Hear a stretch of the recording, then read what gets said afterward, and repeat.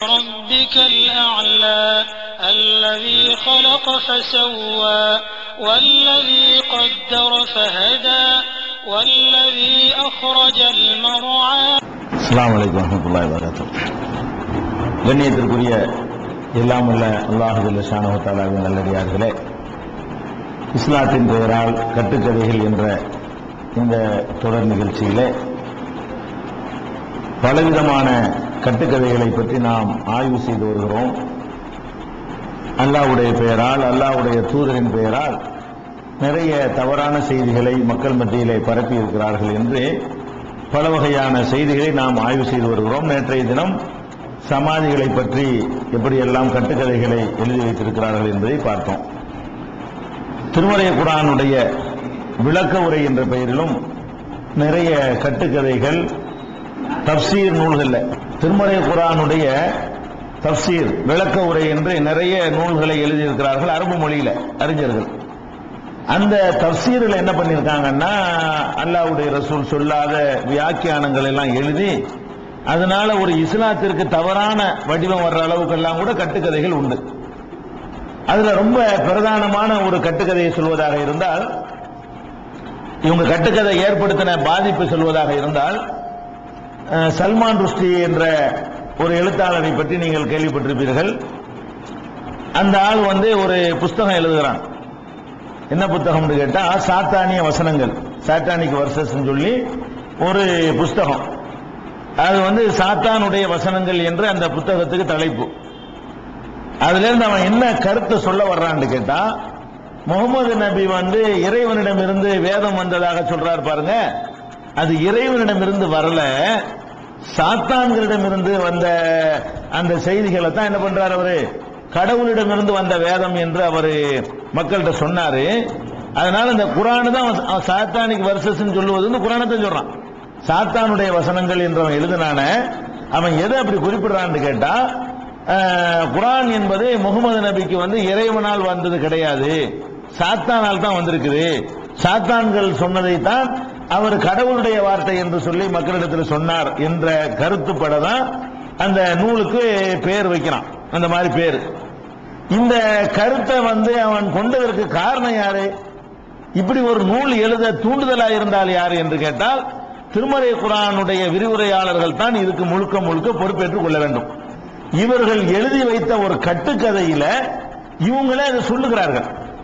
அதாவது நபிகள் நாயகம் ஸல்லல்லாஹு அலைஹி வஸல்லமுடைய உள்ளத்துல சைத்தான் நுழைந்து குர்ஆனை ஓதும் பொழுது சைத்தானுங்கிற வார்த்தைகளை போட்டு விட்டுருவானா, ரெண்டு மக்கள்கிட்ட குழம்பி போயிடும், அப்படி நபிகள் நாயகம் ஸல்லல்லாஹு அலைஹி வஸல்லத்துக்கு ஏற்பட்டு இருக்குது என்றெல்லாம் தப்சீர் என்ற பெயர்ல, விரிவுரை என்ற பெயர்ல எழுதி வைத்திருக்கிறதை அடிப்படையாக கொண்டுதான் இந்த அவன் ஒரு தவறான பாதைக்கு போனது. அவன் ஒரு தவறான ஒரு விமர்சனத்துக்கு போறான்னு சொன்னா, நம்முடைய தப்சீர்கள், நம்முடைய விளக்க உரைகள் தான் காரணமா இருந்துச்சு. அதனால எந்த வசனத்தை அப்படி அவர்கள் எழுதி வைத்திருக்கிறார்கள், எந்த அடிப்படையில அவர்கள் இது சாத்தானிய வசனம்ங்கிற கருத்தை கொண்டாந்து வைக்கிறாங்க, அதை எப்படி அவன் ஆதாரமா எடுத்துக்கொண்டான், அந்த விஷயத்தை நம்ம தெளிவா தெரிஞ்சு வச்சிருக்கணும். சும்மா அவன் சாத்தானிய சல்மான் ருஷ்டியை தெரிஞ்சு வச்சிருக்கிறோம், அவன் என்ன சொன்னான்னு தெரியல, அவனை பத்தி விளங்கி வச்சிருக்கமே தவிர, அவனுடைய பேரை தெரிஞ்சிருக்கமே தவிர, இஸ்லாத்தை கொச்சப்படுத்தினான் என்ற ஒரு அளவுக்கு ஒரு மூடலாக அப்படி விளங்கி இருக்கமே தவிர, அவனுடைய அந்த தீமை என்ன, கருத்து என்ன என்பதை நம்ம விளங்கவில்லை.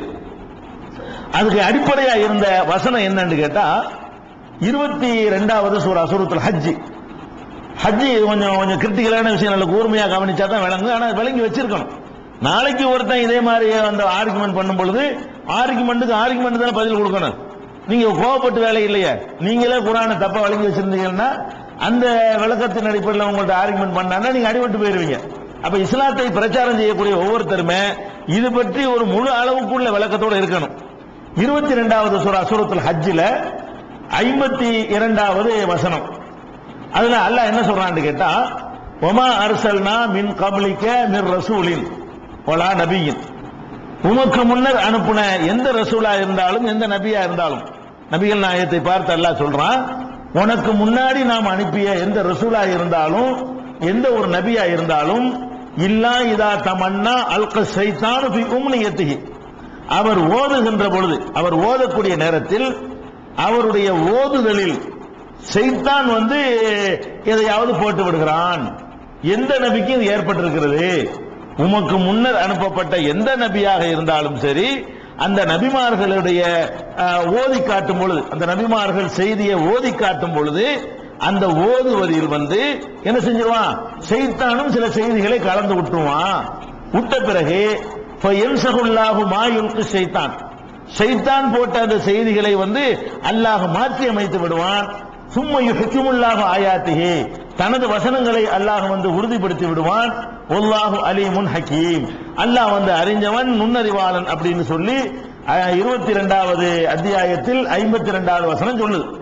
இந்த வசனத்தை நீங்க மேலோட்டமா பார்த்தீங்கன்னா என்ன வருது, எந்த நபியானாலும் எந்த ரசூலானாலும் அவர் ஓதுனாரையானால் அவர் ஓதுறதுக்குள்ள சைத்தானும் சில செய்தியை சொல்லி விட்டுருவான் அர்த்தம் இல்ல, நேரடி அர்த்தம். இது வந்து இதுக்காக வேண்டி நான் வந்து எல்லா தமிழாக்கத்தையும் எழுதி வச்சிருக்கிறேன். ஒவ்வொரு தமிழாக்கத்திலும் என்ன அர்த்தம் செஞ்சிருக்காங்க அதை கூட படிக்கிறேன். ஒவ்வொரு என்ன அந்த அர்த்தத்தை, இந்த அர்த்தம் யாருடைய அர்த்தத்திலும் இந்த கருத்து வரும். இல்லைங்களா, நம்முடைய தமிழாக்கத்தில் இந்த கருத்து நேரடியாக பார்த்து அப்படிதான் வரும்.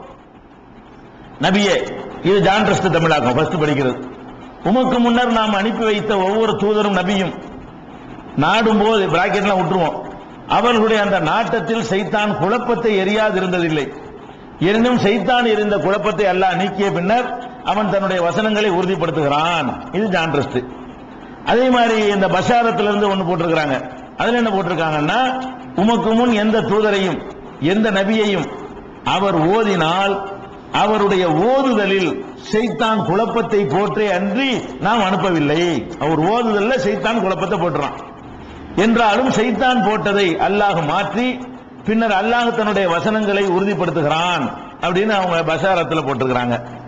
தாருல் ஹுதான்னா அப்துல் ஹமீத் பாக்கவி சமது சாஹிபுடைய தகப்பனார், அப்துல் ஹமீத் அப்துல் சமது சாஹிபுடைய தகப்பனாருடைய மொழிபெயர்ப்புல, உங்களுக்கு முன்னர் நாம் அனுப்பிய ஒவ்வொரு நபியும் தூதரும் ஓதிய சமயத்தில் அவருடைய ஓதுதலில் சைத்தான் குழப்பத்தை உண்டு பண்ண முயற்சிக்காமல் இருக்கவில்லை. முயற்சிக்காமல் போட்டிருக்காரு, பண்ணாமல் இருக்கவில்லைன்னு போடாம குழப்பத்தை உண்டு பண்ண முயற்சிக்காமல் இருக்கவில்லை. சைத்தான் உண்டு பண்ணியதை அல்லாஹ் நீக்கிய பின்னர் தன்னுடைய வசனங்களை உறுதிப்படுத்தி விடுகிறான் அப்படின்னு தாருல் ஹுதாவுடைய அவங்க வெளியீடு. அதே மாதிரி வந்து ஐஎஃப்டியில் என்ன பண்றாங்கன்னா, உமக்கு முன்பு நாம் அனுப்பிய எந்த தூதரானாலும் நபியானாலும் ஒரு விஷயம் நடைபெற வேண்டும் என அவர் விரும்பும் போது சைத்தான் அவருடைய விருப்பத்தில் இடையூறு விளைவிக்காமல் இருந்ததில்லை.